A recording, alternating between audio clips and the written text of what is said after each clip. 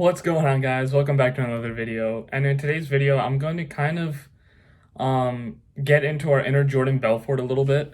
So everyone always has this kind of crazy dream of kind of making it in the stock market. So today, using Python and the Yahoo Finance library in Python, we are going to write a program to take in a command line argument like a stock ticker, and it's going to every 2 minutes or 120 seconds using the time library give you the price of the stock at that time. And it's also going to tell you based on some math that I've done, like whether it's down a certain percent, then to buy. Then if it goes up a certain percent, then to sell it. So if that sounds interesting, let's get into it.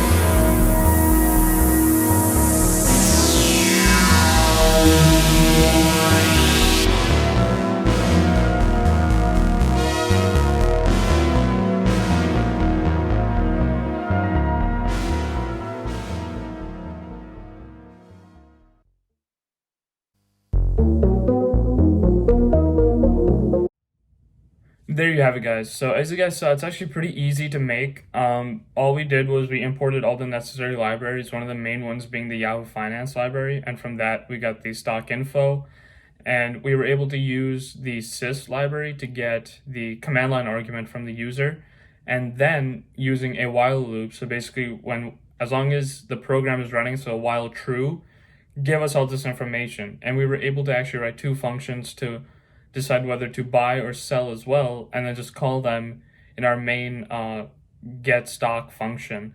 And then using the standard, if name equals main, then just run it.